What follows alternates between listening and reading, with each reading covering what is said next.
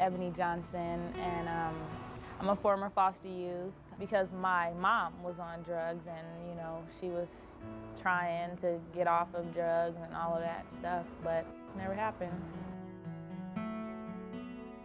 My name is Ibram Owens. I'm 22 years old.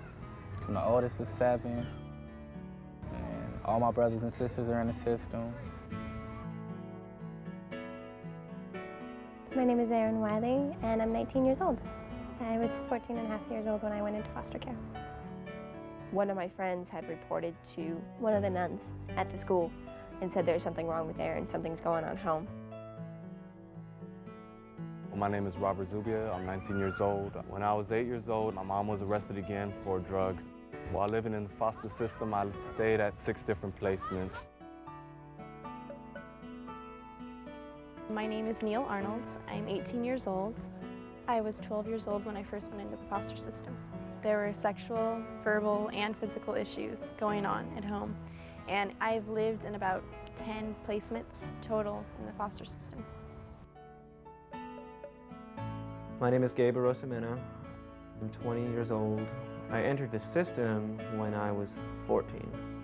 My family has just generations of abuse and dysfunction, and every generation it seems to get a little worse. My name is Muki Abdullah, and I'm 20 years old, and I first went into foster care at age 5, and it was due because my mom, she used drugs and she physically abused me, and sometimes she left me at home alone, and I was in approximately 50 foster homes.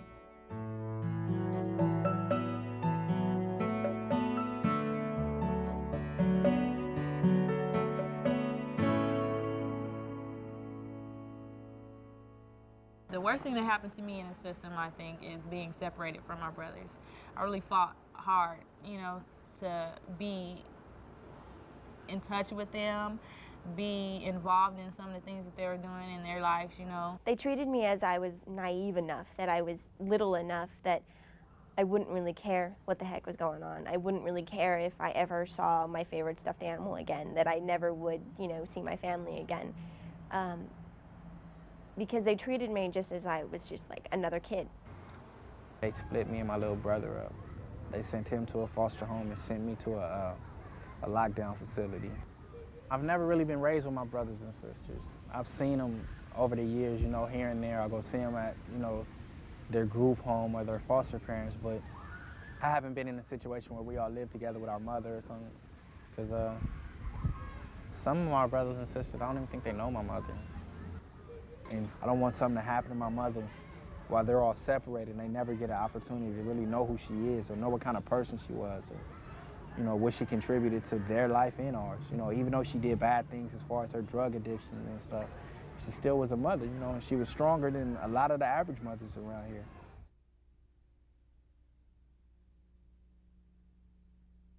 I never, ever stayed at one school more than a year. And I would say approximately 2 schools per grade. So, and there's 12 grades, so that's like 24 schools. I never stayed anywhere longer than 2 years, so I was always constantly the new kid on the block. Just always having to get used to everybody getting used to me. That was always the biggest thing. Whatever foster home I lived at or whatever family thing I was living at, I had to go to their church and listen to what they believe. We went to a church, Friendship Baptist Church, and I joined, but then of course we moved. So I had to join another church, Then I moved from there, and I have to join another church. I've lived in homes where my parents were white, where my parents were black, my parents were Hispanic, Catholic, Baptist, Jehovah's Witness, Muslim. I just feel that I can get along with a lot of different kinds of people, so that's a good thing. But then I also feel that now that I've moved so many places, I don't really feel like I'll never want to stay in one place long. It's like I'm addicted to moving. And I don't know, I think that's kind of bad, because you can't love one thing or stay one place long enough to love that thing, because you have this inside addiction that makes you want to just get up and go. I had a problem that I still kind of have now. Even though I have an apartment, it's like I won't take my bags out, my stuff out my bags, because I'm so used to just being told to get out, leave, do this, do that. So I lived out of bags, even when I didn't have to. When people would allow me in their house and be like, here, put it there and there. I just never felt comfortable enough to actually just settle down, because I knew it wasn't forever. I've never actually just been somewhere I could say this is home and I've been here for this many years. I always kept my quick bag, I used to call it, in the closet. It was basically 2 pairs of underwear, 2 shirts, 2 pants, and a pair of shoes that I could just wear.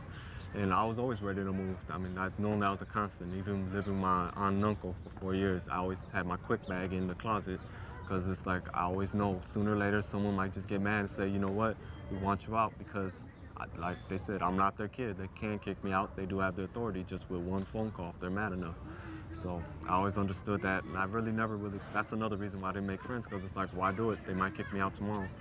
I didn't want to make a lot of friends in foster care, because if you do, you move so many times.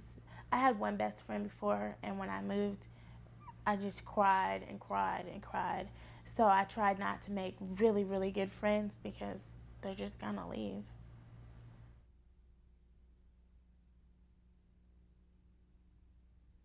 I'm kind of scared of getting close to people for the simple fact that the people that were closest to me kind of turned their backs on me. So it's like I don't allow too many people to get that close.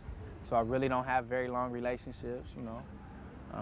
I tend to push people away from me that I need to keep around me, because I never know, you know. Growing up in a group home, it's like everybody for themselves. People had to earn a degree of trust with me. I mean, still to this day, I don't trust anybody, and I tell people that straight out. I don't trust you, I don't believe in you. Trust is a big word, and trust is very hard to earn, especially with someone whose trust has been broken repeatedly. Having a program that keeps kids, you know, in their environment as long as possible will be cool, you know, because then they'll be familiar with the people that they've met or whatever, you know, and they'll be able to establish a long-lasting relationship with these people and churches and teachers and all of that. And I think that would have made a lot of difference in my life, you know. Maybe I'd have a best friend now, and I'd be able to trust people more.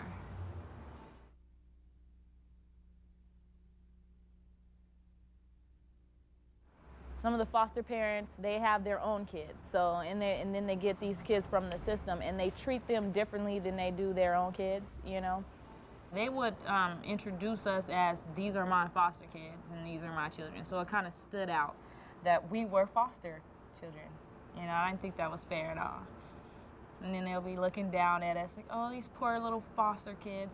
It's like I'm always the other one, the poor one that should be grateful that he's living under my roof. I mean, every placement I lived at, that's always their comment.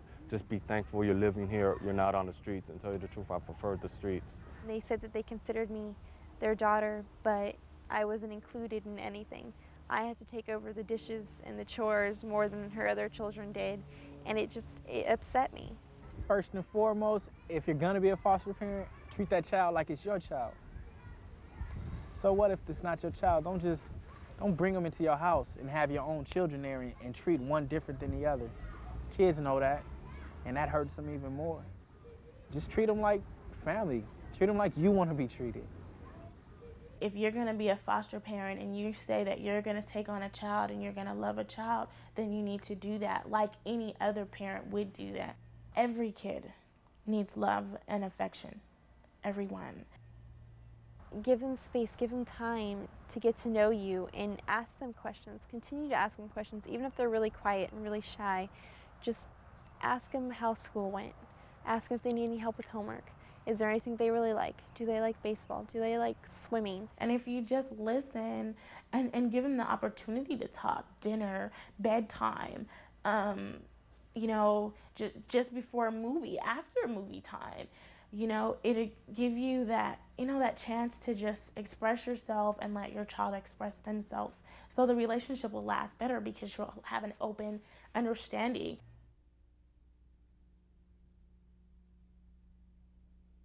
I had one social worker that was like, I would consider a blessing. His name was Robbie Odom.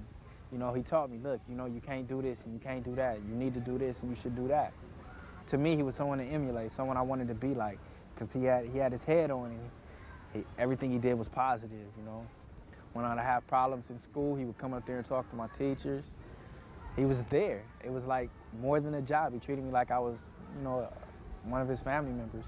My foster mother, my last foster mother, Deborah Spencer, she's helped me through a lot. She treated me as if I was her own kid in the sense that she wasn't a person that said, I love you every day or you just give me a hug. I think I've only received 2 hugs from her and she probably said, I love you 3 times, but she taught me things that I would need to know to live in the real world. There are good foster parents out there, and I know other kids that found some. I found one foster parent, her name was Billy Wilder, and she was really good. She gave emotion, and not many foster parents do that, and she gave me hope. Really what it was is that I wasn't just a nobody's kid. I could be somebody, and I could be part of a family, and I could be loved.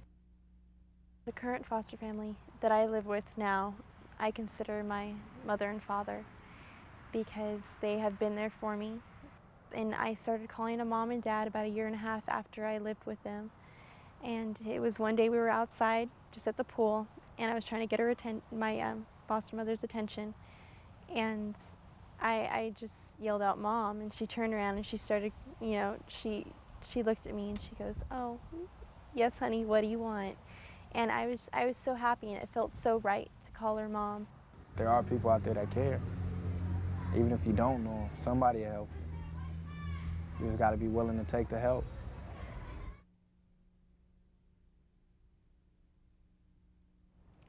A family to me is a support. A family is unconditional love. And a family can be one person. A family can be 2. And your family doesn't have to really be blood. It can be friends. It can be adults. It can be strangers you meet on the street. And a family can be anywhere. It took many years to get to the point that I am, where I have a healthy relationship with my parents and my whole family. It took a very long time, even with my brother and sister, to feel really close with them and really understand how important family really is. I have a 2-year-old daughter. She's one of the big reasons why I've had to get my life together.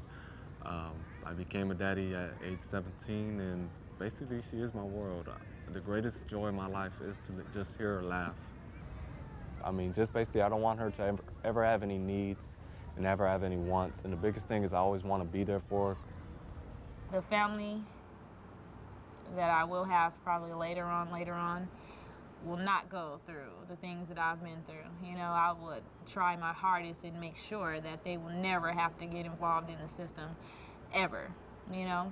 And I will let them know that family is important, and it's important to stay together. To have my own family, I would consider a blessing, because I want to stop everything that has happened before my family came. Whatever went down in my family, like my mother and my father, however my family broke down from there, whatever they did that brought the family to where it is now, I don't want to do it. You know, I want to have a family. I want to be able to go to the park with my whole family. I want to have family reunions. Some way, somehow, I'm going to bring it all together, and I'm going to do the things and be a part of the things that I wasn't able to be a part of.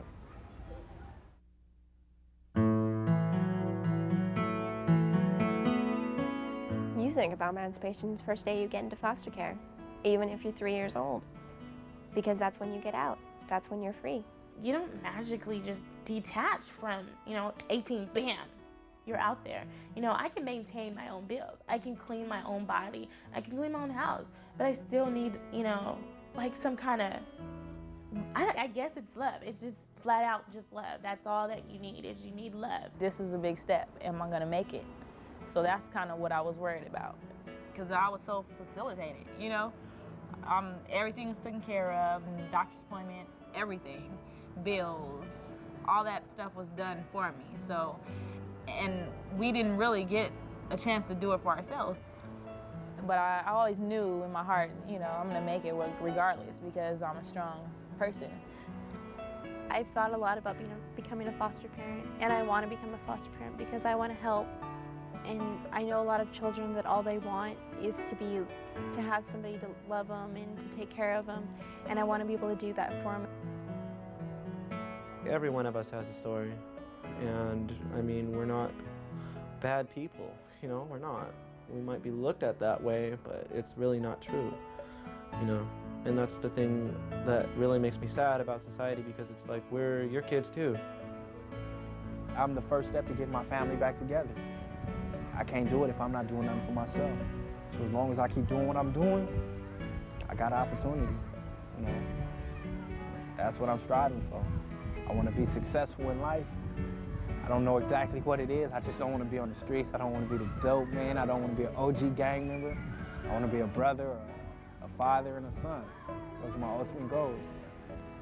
Before a foster child, I always walked with my head down. I was ashamed, I was nervous, I was scared of who I was. But being a foster child has brought my head up, has made me realize that I have the potential to be a pretty awesome person. And I have the potential to go out there and conquer the world. And I have the potential to just be everything that I've ever wanted to be.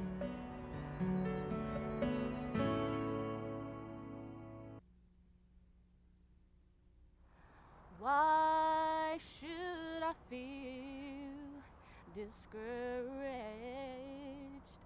Why should the shadows come? Why should my heart feel lonely and long for help?